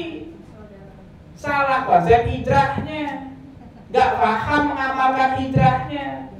Jadi makanya jaga betul persatuan, persaudaraan. Yang namanya saudara tuh nggak harus selalu sama. Namanya saudara. Ya, kita punya saudara kandung nih, sama nggak? Nggak selalu sama, tapi kita tetap bisa bersaudara. Gitu kan? Ini kita saudara semua nih. Banyak bedanya kan? Nggak apa-apa. Mungkin ada yang doyan. Sekarang saya tanya, di sini yang makan buburnya diaduk ada? Ada, yang nggak diaduk? Beda kan? Berantem nggak? Nggak usah. Jadi nggak usah pakai bilang, maaf ya, nggak boleh ngaji di sini ya, pakai buburnya diaduk. Nggak ada gitu. Itu simpel aja gitu ya. Jadi yang namanya saudara nggak harus selalu sama. Beda boleh nggak? Boleh. Asal jangan berantem. Itu tuh ngaji tuh. Jadi kalau kita ngaji jaga persaudaraan kita. Sahabat beda, tabiin beda, tabiin beda. Jadi kalau orang yang ngajinya udah benar biasa gitu ya, ngadepin perbedaan tuh biasa aja. Kayak model satu makan bubur diaduk, satu nggak diaduk. Udah makan aja, dua-duanya kenyang. Dua berantem kagak jadi makan tuh. Ya, nggak ada jadi dimakan. Udah biasa aja. Beda itu biasa, ya. Jangan berpecah belah. Kita tuh bersatu aja susah ngadepin musuh, apalagi pecah belah. Ya kan musuh kita ketawa, gitu. Karena kita sendiri hancur. Makanya hijrah itu semangatnya jangan cuma hanya diartikan secara fisiknya saja. Semangatnya itu, gimana Nabi mempersaudarakan semua sahabat tuh, nggak ada lagi tuh dibeda-bedakan. Muhajirin Ansor, semuanya saudara. Ukhuwahnya dijaga betul ya. Oke, kemudian nah ini kita mulai adabnya itu, semangat hijrah kita. Ya, dari mulai diri kita sendiri dulu, tanamin adab yang benar. Ya, setelah hijrah nih, terus nanti udah diri kita benar, keluarga. Ya, itu kan ku anfusakum wa ahlikum naro. Gitu, jadi caranya dari yang kecil dulu nih. Ya, semangat hijrahnya dari kita dulu mulai. Jadi kita mulai yang nggak benar kita tinggalin, ajak keluarga kita. Keluarga kita udah terus baru ke umat Islam di sekitar kita tuh, lingkungan, tetangga, saudara dan sebagainya tuh. Nanti kalau memang kita bisa, sampai lebih besar, sampai ke masyarakat dunia, umat Islam semuanya. Ya, tentu ini ada orang-orang yang punya kemampuan memberikan supaya dia pengaruhnya sampai ke dunia. Dan akhirnya bisa diterima tuh semangat hijrahnya begitu. Jadi harus mulai dari diri kita dulu. Ya, sulit membayangkan tercapainya peradaban kalau apa? Kalau diri sendirinya belum rapi. Ya, Nabi Muhammad itu kenapa bisa mengubah dunia? Karena Nabi Muhammad mengubah dirinya dulu. Ya, dididik oleh Allah Subhanahu Wa Taala betul jadi orang baik, baru bisa memperbaiki orang lain. Jadi kita konsepnya itu harus dari soleh dulu, baru muslim. Ya, kita nggak akan bisa memperbaiki orang lain kalau diri kita sendiri masih belum selesai dengan masalahnya. Ya, makanya kita harus dari diri sendiri, keluarga, umat Islam sekitar, baru ke masyarakat dunia. Muncul nanti satu peradaban besar seperti dulu. Ya. Oke, kita lanjut. Nah, ini yang sering saya sampaikan juga, hati-hati. Nabi mengingatkan kepada kita, ya, jangan sampai kena penyakit materialisme. Ya, materialisme itu ya memuja-muja materi, dunia, hukum dunia, betul. Ya, idza aqabat umatin dunia nuzi'a minha haibatul Islam. Ya, kalau umat itu sudah mengagungkan dunia, hukum dunia, hilang wibawa Islam. Orang-orang kalau udah gila dunia, kata Nabi dalam satu hadis lain, satu paket biasanya tuh hubud dunia wa karahiyatul maut, itu penyakit wahan. Ya, penyakit wahan tuh takut mati. Ya, gila dunia dan takut mati. Kedua, individualisme. Individualisme itu egois, masing-masing bodo amat urusan sendiri-sendiri. Nah, akhirnya nggak ada lagi dakwah, nggak ada lagi amar ma'ruf nahi munkar. Kalau katanya orang Betawinya bodo amat tak lulu gue gitu. Ya, enggak, kita nggak boleh begitu hidup. Ya harus ada amar ma'ruf nahi munkar. Jadi kita jangan cuma pengen masuk surga sendirian. Ajak keluarga kita, saudara kita, teman-teman kita itu supaya masuk surga bersama gitu ya. Nah, kemudian fanatisme ya itu. Nah, fanatisme ini itu tadi ya saling cela, saling hina, saling musuhan, bertengkar, udah jatuh dari pandangan Allah. Ya, wa idza tasabat ummati saqata min ainillah. Jadi kalau orang udah fanatik ya, itu bahaya. Akhirnya apa? Allah nggak pandang. Berarti kalau Allah nggak pandang, maksudnya Allah nggak akan berikan pertolongan. Ya, Allah nggak anggap gitu. Ya, susah. Makanya ini kalau kita pengen hijrah harus menghilangkan ini. Jauhkan hubur dunia, jauhkan egois, dan jauhkan fanatik. Ya, dengan apa saja, dengan golongan sendiri, dengan kelompok sendiri, dengan suku sendiri. Awalnya kita harus apa? Jaga ukhuwah dengan baik, gitu ya. Jangan sampai nanti hilang wibawa, akhirnya umat Islam banyak doang, tapi nggak punya kekuatan. Ya, kemudian nggak ada keberkahan. Kalau udah nggak ada keberkahan, berarti udah nggak ada kebaikan. Padahal Allah mengatakan kepada kita, kuntum khairat ummatin, kalian tuh umat terbaik. Tapi kalau keberkahan udah hilang, udah nggak khairat ummatin lagi, ya, itu jatuh dari pandangan Allah. Nah itu bahaya. Nah, kita jauhkan lah ya sifat-sifat seperti ini. Nah ini kemudian yang juga pernah saya sampaikan. Jadi peradaban Islam itu dibangun oleh Rasulullah dengan apa? Setidaknya dua konsep ini yang harus kita ingat, tauhid dan adab. Ya, tauhid itu menyatukan perbedaan yang ada. Kan tauhid itu satu, asalnya menyatukan. Jadi kita beda-beda nih, beda suku, beda bangsa, beda warna kulit, beda kerjaan, beda hobi, macam-macam beda kita banyak. Tapi karena kita bertauhid, saudara, gitu ya. Jadi jangan kita jadi musuhan. Ya, kemudian ada adab. Adab itu meletakkan perbedaan sesuai dengan tempatnya. Selama perbedaan itu masih ada dasarnya dalam agama, jangan kita musuhan, jangan kita salahin. Ya, beda perkara-perkara furu'iyah itu perbedaan yang harus disikapi dengan baik, dengan toleran. Tapi kalau perbedaannya sudah melanggar prinsip-prinsip Islam, boleh kita harus keras, tegas. Ya, seperti apa? Nah, yang lagi ramai sekarang tuh, bukan perbedaan tuh, pelecehan tuh, yang bisa bahasa Suryani, ya, bisa bahasa Semon, itu orang gila. Ya, benar itu tuh nggak boleh dibiarin, harus kita tegas.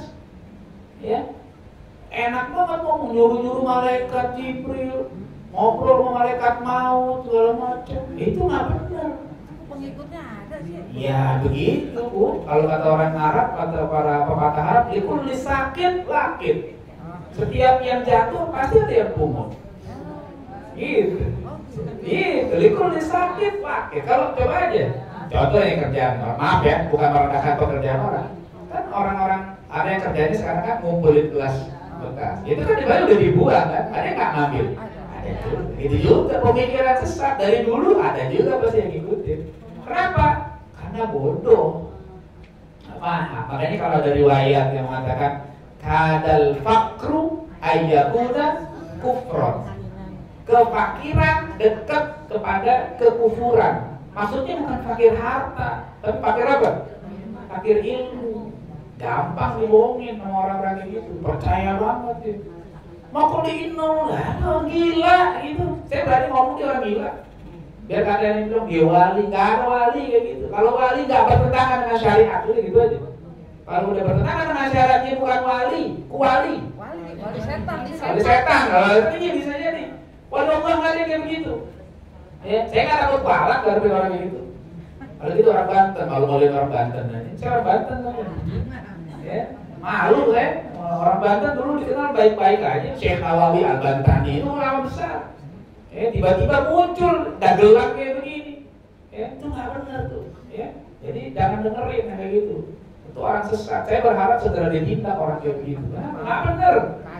Ngomong aja, baca Quran nggak bisa, baca kitab nggak bisa, sok-sokan itu atraksi. Nah itu berbeda. Itu bukan perbedaan, itu penistaan agama maksudnya. Kalau dia nggak ditindak, itu akan banyak orang yang tersesat ikutin dia. Dan orang yang itu harus tanggung jawab, yang mendiamkan itu harus ditindak orang itu. Ya, Allah a'lam bishawab. Itu saja, mudah-mudahan manfaat. Wallahu a'lam. Assalamualaikum warahmatullahi wabarakatuh.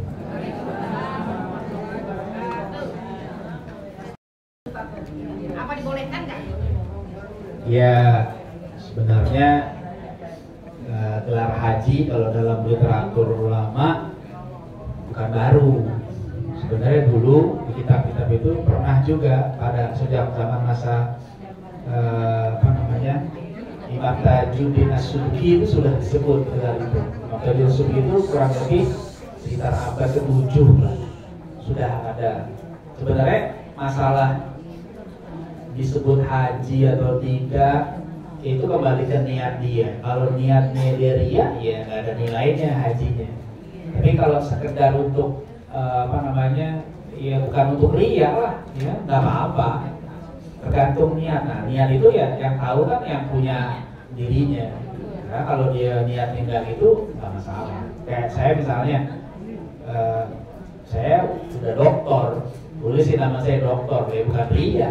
Memang ada gitu, benar ya udah, ya doktor. Tapi kalau belum, saya nggak mau. Saya suka ditulis tuh. Pernah di khutbah di Bogor, bikin posternya gitu kan, ditulis itu KH. Dokter Muhammad Adrian, saya bilang itu KH-nya hapus, saya bilang gitu. Itu kan berat gitu. Kiai haji, saya bilang janganlah, saya malu dipanggil kiai, saya belum pantas. Haji saya belum. Terus kata dia, ya ini doa aja Ustaz. Kalau doa nggak usah ditulis, doain aja, saya bilang. Ya, kalau udah terlanjur katanya nggak usah, ya udah deh. Saya biasanya akan klarifikasi. Saya klarifikasi biasanya, ini KH bukan kiai haji, tapi kepengen haji. Gitu ya. Karena ya buat saya sih ya haji itu kan itu mungkin budaya saja. Ada sih riwayatnya dalam beberapa kitab disebutkan. Makanya bagaimana apa dia tergantung. Kembali ke niatnya dia. Kalau dia niatnya ria, ya dia dosa, nggak ada nilainya. Pernah dalam satu kisah ulama dulu siapa Sufyan Ats-Tsauri kalau nggak salah datang ke rumah seorang tamu ke rumah orang lah ya. Kemudian begitu dia datang kan disambut nih sama tuan rumahnya. Dia bawa nampan, isinya air, minuman, makanan gitu kan. Terus sambil nyiapin makanan, dia ngomong gini, ya Syekh, ini nampan waktu pergi haji yang pertama. Gitu ngomong. Terus gak lama kembali lagi pakai yang lain lagi, ini yang kedua. Terus ngomong lagi, ini yang ketiga. Dia nggak nyebut dirinya haji sih, cuma cerita gitu doang. Kata Sufyan Ats-Tsauri, kasihan udah 3 kali pergi haji batal pahalanya gara-gara nampan. Dia nggak nyebut namanya haji, tapi ngomong gitu ya. Kasihan amat udah capek-capek batal pahalanya gara-gara gitu. Ngapain Pak disebut-sebut kayak gitu? Kalau bukan pamer-pamer nih, ngapain? Nggak usah ditanya. Ya nggak apa-apa kalau tergantung lah dia tuh. Jadi kalau dia niatnya bukan untuk ria, insya Allah itu sekedar sebagai identitas aja nggak apa-apa. Tidak mengurangi pahala dia, insya Allah ya. Karena memang ini kadang-kadang itu perlu juga, kadang-kadang perlu juga. Kalau guru saya ini sih bukannya ini pilihan. Guru saya itu yang meninggal itu dulu waktu dia belum pergi haji sebelum tahun 97, dia kalau ngajar tuh nggak pernah pakai peci putih, peci hitam terus. Itu ketika ditanya, kenapa Ustaz nggak pakai peci putih? Dia bilang, aneh belum pergi haji. Terus, emang kenapa? Emang nggak boleh pakai peci putih Ustaz? Oh boleh, bukan nggak boleh, nggak ada larangan, nggak haram. Cuma aneh jaga perasaan orang yang udah pergi haji. Kalau aneh yang belum pergi haji terus pakai peci haji, orang nggak tahu kan panggil haji aja. Aneh nggak mau. Jadi aneh jaga perasaan orang. Biarin aneh nggak rugi juga dari panggil haji, nggak masalah. Gitu. Karena orang yang berangkat haji itu banyak pengorbanannya, berat. Apalagi kalau pergi haji zaman dulu. Kalau sekarang sih mungkin udah enak ya, 8 jam udah sampai. Saya punya guru satu orang, itu pergi haji itu masih naik kapal laut. Ya, itu bisa 6 bulan. Nah, itu kalau balik juga orang kayaknya udah meninggal. Dan nggak ada telepon, nggak ada apa. Itu saking beratnya. Makanya bukan haram pakai baju putih boleh, nggak apa-apa. Cuma dia mikir adalah itu biarin lah, itu bagian Allah berikan buat mereka yang memang udah mengorbankan waktu, tenaga, harta dan sebagainya. Dipanggil ya sudah, nggak apa-apa. Tandanya memang dia sudah menyempurnakan ibadah. Makanya ada ini juga, ada tebak-tebakan. Meskipun ini enggak bagian agama. Kenapa orang yang udah pergi haji dipanggil Pak Haji, tapi orang yang sholat nggak dipanggil Pak Sholat? Orang yang zakat nggak dipanggil Pak Zakat, orang yang puasa nggak dipanggil Pak Puasa, tapi di dalam haji kok dipanggil Pak Haji? Kenapa? Karena kalau udah menaik haji sekali udah selesai kewajiban dia. Kalau sholat belum, kita sholat zuhur nih, belum kan terasa ada lagi. Maghrib ada lagi. Nah kalau saya ini Pak sholat, gitu asal nggak sholat ya batal. Gitu kan? Pak batal itu. Begitu puasa Ramadan gitu udah puasa. Tahun depan masih ada kewajiban lagi.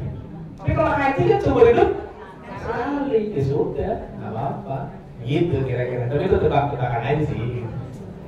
Ibu sekarang. Bagaimana dengan syukuran yang diadakan sebelum naik haji? Dan maksud orang-orang mendoakan dia supaya selamat. Apa itu termasuk ria? Kan ada yang sebelum Ya. haji ada yang sudah. Sebenarnya itu gini, kita bedakan antara amal dengan niat tadi ya. Meskipun dua-duanya nggak bisa dipisahkan. Syukuran atau mungkin kalau sebelum berangkat namanya selamatan, bukan syukuran gitu ya. Nah, dia doa tuh biar selamat. Sebenarnya itu amal. Amalnya itu dia adalah berdoa kepada Allah ya, supaya Allah kasih selamat perjalanannya tuh ya. Nah namanya doa boleh-boleh aja, teknisnya beda-beda. Kenapa? Karena itu bukan syariat, itu adat. Nah itu adat itu nggak harus ada dalil khususnya. Kenapa? Itu adat, itu tradisi. Kok bukan masuk syariat? Ya kalau syariat harus sama seluruh dunia. Kayak sholat itu syariat. Kita mau di mana aja wajib sholat. Nah ada aturannya. Tapi kalau ada kan tradisi aja. Tradisi. Tapi sebenarnya tradisinya kita cek lagi. Ini kan tradisi aja nih, orang mau berangkat haji, umroh, baca doa, baca ratib misalnya gitu kan. Nah itu tradisi. Sekarang yang dilakukannya apa? Yang dilakukannya kan dibaca, baca Quran, baca zikir, baca doa. Nah itu kan secara umum ada landasannya. Artinya adatnya tidak bertentangan dengan syariat, gak ada masalah. Jadi secara amalnya tidak langsung otomatis ditolak. Kenapa? Tapi kan itu gak ada syariat, memang bukan syariat. Yang bilang syariat siapa? Itu bukan syariat. Kalau dibilang syariat, gak dikerjain, itu salah. Sekarang kalau ada orang yang berangkat haji langsung berangkat aja, boleh enggak? Gak boleh, gak ada masalah. Gitu, gak mesti. Tapi ketika ada orang yang pengen, ya doain deh. Kan kadang sudah gitu orang Betawi nih. Saya juga suka gitu melihat orang-orang tuh kumpulin doa, terus begitu apa-apa gitu, maafin ya. Kan dia takut gak ketemu lagi, namanya berangkat, nggak ada umur gitu kan. Ya mungkin kalau sekarang logikanya orang gampang, karena naik pesawat 8 jam. Kalau dulu yang naik kapal laut tuh 6 bulan. Kalaupun naik pesawat sekarang enak, tapi kan keselamatan tetap aja Allah yang jamin. Kalau seandainya yang kecelakaan bisa nggak pesawat? Bisa. Makanya dia gitu, ada ngumpul. Kenapa? Doa sama Allah, minta supaya kasih selamat, minta maaf sama tetangga-tetangga. Itu sebenarnya begitu, nggak ada masalah. Kalau enggak juga nggak apa-apa.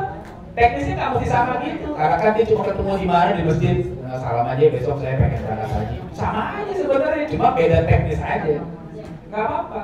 Nah urusan amalnya tidak ada masalah. Urusan niatnya, urusan dia sama Allah. Kita nggak bisa ngecek di hati niatnya. Kalau dia niatnya ria, ini dosa, dia nggak berpahala. Jadi kalau niatnya bukan ria, nggak apa. Enggak. Kalau seandainya itu sih, kita begini, kita tuh dalam hukum itu kan bicara yang zahir. Nggak boleh kalau batin kita hukumin, karena kita tak tahu batin orang. Udah hukumin zahir aja, udah contoh niatnya. Kalau ternyata kita udah husnuzon kepada dianya nggak benar, itu urusannya sama Allah. Gitu. Tapi kalau kita lihat, kita takwilin yang bagus-bagus aja. Dia mungkin dia ada yang itu bukan pengen lihat, tapi emang dia pengen minta doa, kan boleh kalau mau berangkat minta doa, mau safar gitu kan. Terus dia juga sedekah sama orang-orang, tolak bala, kan begitu tuh. Boleh-boleh aja. Adapun niatnya, ya udah urusan dia sama Allah. Kalau kita begitu aja. Ya, Allah. Ya, Bapak, silakan. Salam.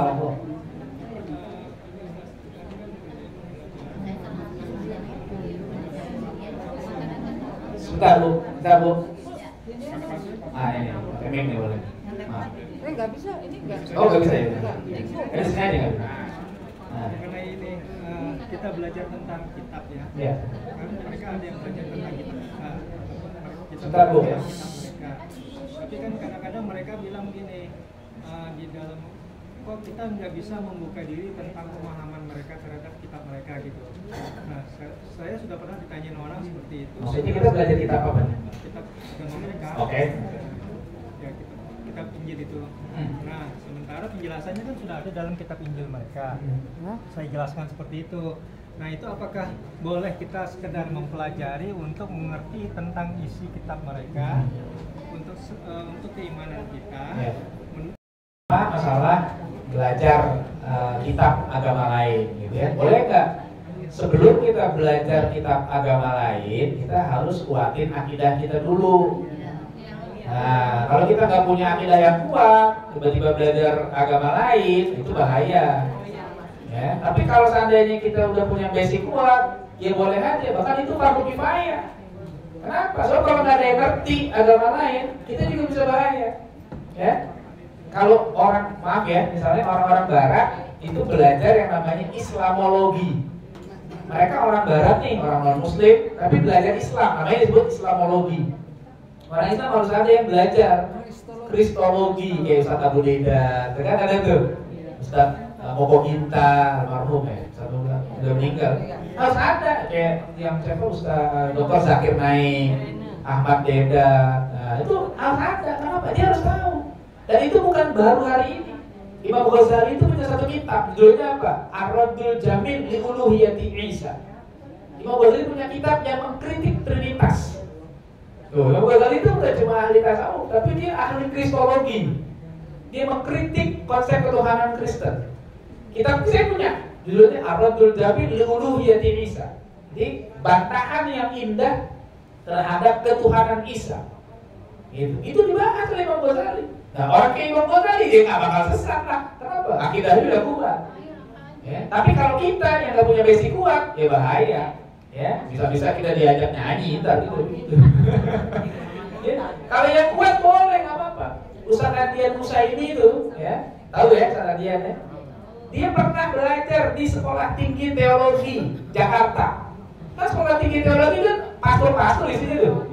Dia belajar apa? Belajar bahasa Latin. Kenapa? Karena orang-orang Katolik belajar bahasa Latin. Untuk paham pemikiran Barat harus ngerti bahasa Latin. Karena bahasa Latin itu satu unsur dari peradaban Barat. Jadi kata Ustaz Adian cerita ke kita, ya teman lain pastor-pastor semua waktu itu, dia doang yang ustaz.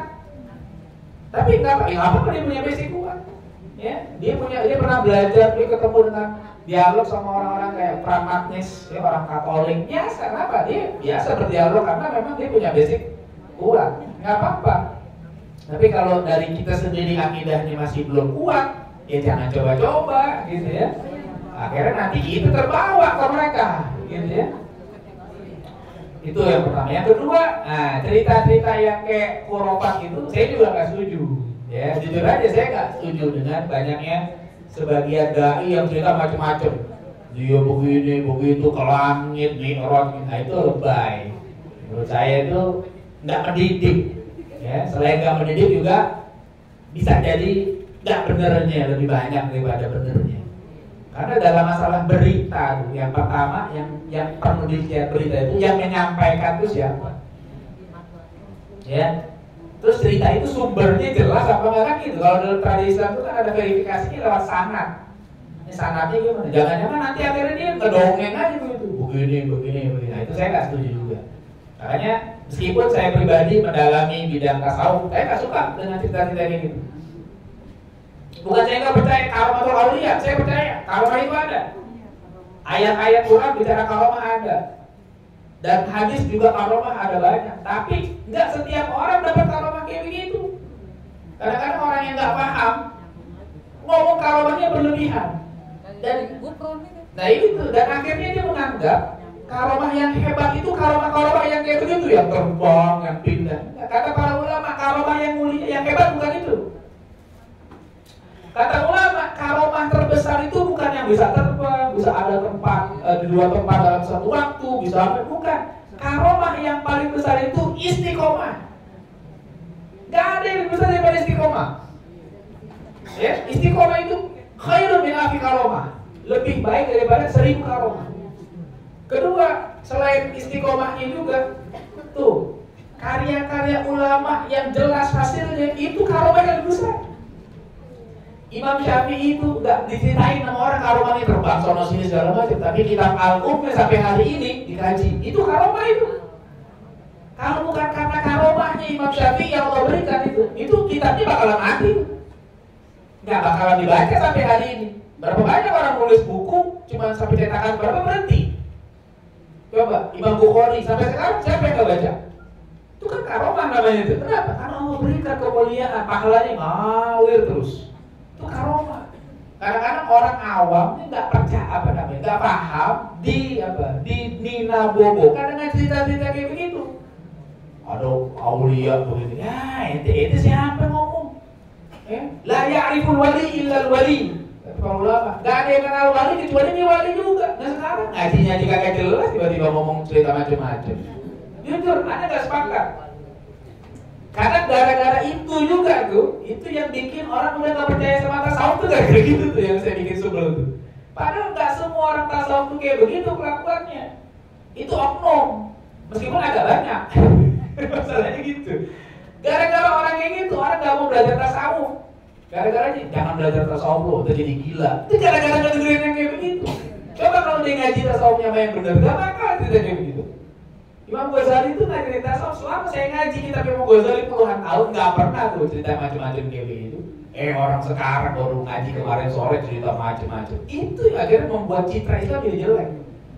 Ini seakan-akan satu agama yang nggak rasional, nggak masuk akal. Padahal nggak begitu. Kalau dia paham dengan benar. Jadi saya sendiri nggak sepakat dan nggak suka dengan ada misalnya berceramah siapa cerita tentang karomah. Dia bilang agak ada yang penting apa yang disampaikan. Ngapain ngomong itu? Tetangga kita masih banyak yang belum bisa uduk, belum bisa sholat. Itu lebih penting diajarin. Yang akidahnya bisa dibeli sama Indomie masih banyak. Itu yang lebih penting. Ngapain cerita karomah kayak begitu? Nggak ada utamanya, nggak ada urgensinya. Makanya saya nggak terlalu suka dengan orang-orang yang banyak cerita-cerita kayak begitu. Nggak ilmiah. Kenapa? Ya ngomong nggak ngerti ilmu soalnya. Menurut saya kayak gitu. Jadi udah tinggalin lagi itu, nggak usah didengerin. Gak wajib kita percaya dengan yang kayak gitu. Kenapa? Karena itu kadang-kadang sekarang ini udah terlalu banyak orang yang tanpa ilmu dengan benar ngomong sembarangan. Nah itu bahayanya ya. Allah Allah. Udah? Gimana? Boleh nggak? Satu lagi tuh? Satu lagi boleh deh.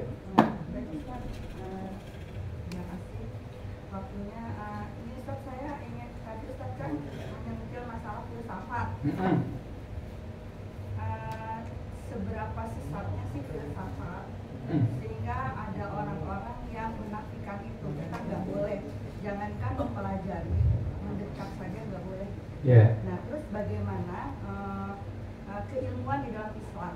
Apakah filsafat itu ada di dalam? Terus kalau ada, siapa yang boleh mempelajari? Itu aja. Filsafat itu kalau secara nama dia memang bukan dari Islam. Namanya itu bahasa Latin, bahasa Yunani, filosofia. Filosofia itu artinya cinta kebijaksanaan. Ya, filsafat disebut orang yang cinta dengan keilmuan, hikmah. Kemudian sebagian orang membahasakan menjadi hikmah. Filsafat itu hubbul hikmah. Sebagian orang menganggap begitu. Meskipun ada kritik lagi. Termasuk Imam Ghazali nggak sepakat dengan istilah itu. Nah, sekarang masalahnya bukan pada namanya, tapi kandungan pembahasannya itu yang kita tahu. Filsafat itu nggak satu bidang keilmuan. Filsafat itu banyak. Ya, nah sekarang kalau dibilang filsafat haram, oke, Oke, filsafat yang mana? Karena filsafat ada macam cabangnya. Imam Ghazali ketika membahas filsafat dalam kitab Tahabudul Falasifah, Maqasidul Falasifah, Al-Munkis, Al-Dhalal dan sebagainya, itu beliau mengatakan setidaknya ada 6 bidang ilmu filsafat yang dibahas. Apa semua ditolak? Enggak. Contoh misalnya fisika, boleh nggak belajar fisika? Nah, Bapak Ibu ke sekolah belajar fisika? Itu filsafat. Itu filsafat tabi'iyah namanya, filsafat alam.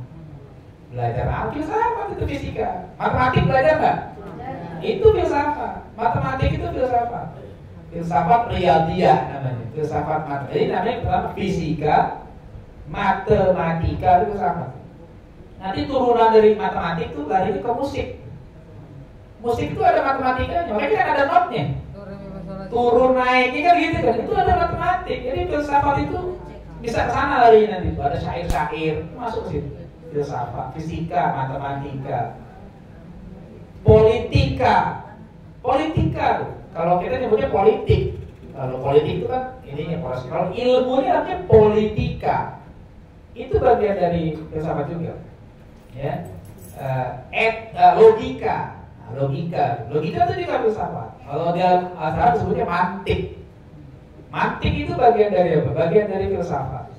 Ya. Nah, apakah haram? Nanti lihat lagi perinciannya. Gak semua mantik itu harus. Sebagian ada yang mengharamkan, sebagian lagi tidak. Imam Ghazali termasuk yang membolehkan mantik, bahkan dia menjadi pakarnya. Ya. Terus apa lagi? Etika. Etika itu kalau dari kita disebutnya akhlak. Nah, itu asalnya kalau orang Yunani, Aristoteles, dia punya buku namanya Etika Nikomachean Etik. Nah, itu jadi rujukan tuh dalam masalah etika.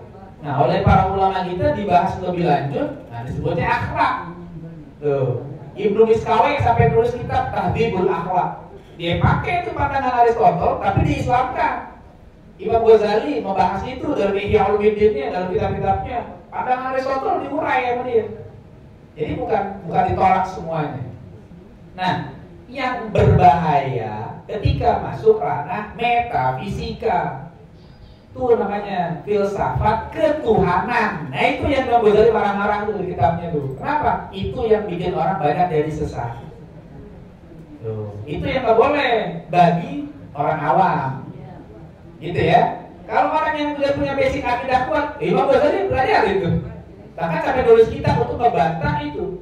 Nulis kitab Maqasidul Falasifah, Tahabudul Falasifah. Ada 20 masalah ketuhanan yang dibahas oleh Imam Ghazali dalam kitab itu.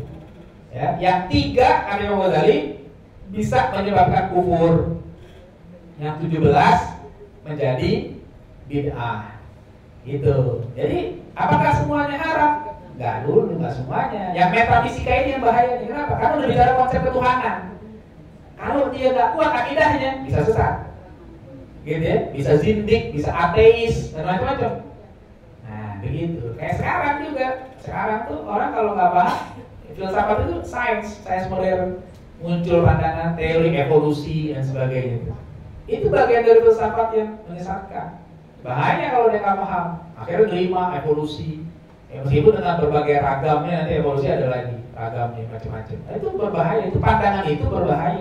Kenapa? Ketika dia terima, berarti dia menolak teori penciptaan. Ya, emang semuanya jadi sendiri?